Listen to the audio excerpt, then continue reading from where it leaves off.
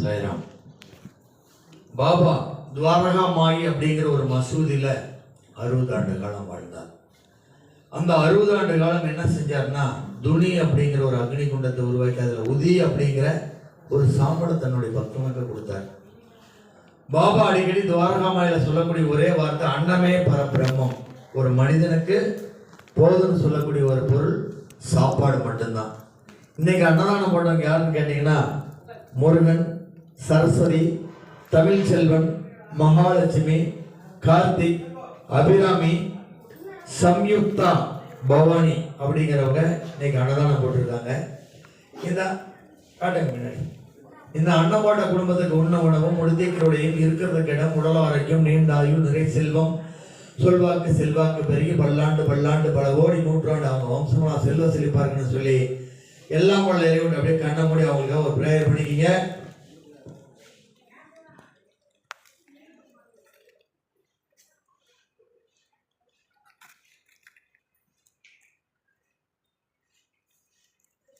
அதே போல காலையிலிருந்து இந்த நிமிடம் வரைக்கும் ஆயிரக்கணக்கான மக்கள் வந்துட்டு போயிருக்காங்க. அவங்களுக்காகவும் நிறைய பேர் பார்த்தீங்கன்னா திருமணம் ஆகலைன்னு சொல்லியிருக்காங்க. அவங்களுக்காகவும் நிறைய பேர் படிச்சுட்டு கவர்மெண்ட் ஜாப்பு, பிரைவேட் ஜாப்பு, சரியானபடி தொழிலே அமையல, வேலைக்கு போனால் வேலை கிடைக்கல அப்படின்னு சொல்லியிருக்காங்க. அவங்களுக்காகவும் நிறைய பெண்மணிகள் வந்து எங்களுக்கு புத்திரபாக்கி வேணும்னு சொல்லியிருக்காங்க. நிறைய பெண்மணிகள் எங்களுக்கு சுகப்பிரசவாக வேணும்னு சொல்லியிருக்காங்க. ஊதுபத்தி வாங்கி கொடுத்துருக்காங்க, பூ வாங்கி கொடுத்துருக்காங்க. இன்றைய அன்னதானத்துக்கு தாங்களாக என்ற காணிக்கை கொடுத்துருக்குறாங்க. போன வாரம் நம்ம அன்னதானத்துக்கு தாங்களாக என்ற காணிக்கை கொடுத்து உதவி இருக்கிறாங்க.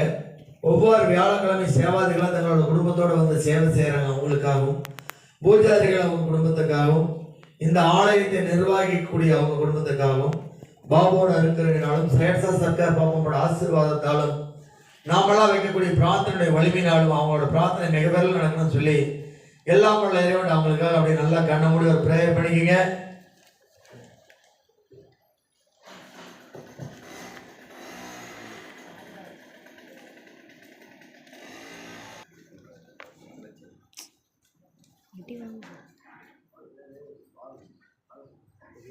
அப்படிங்கிறவருக்கு நீங்க ஐசியூ வார்டில் இருக்கிறாரு.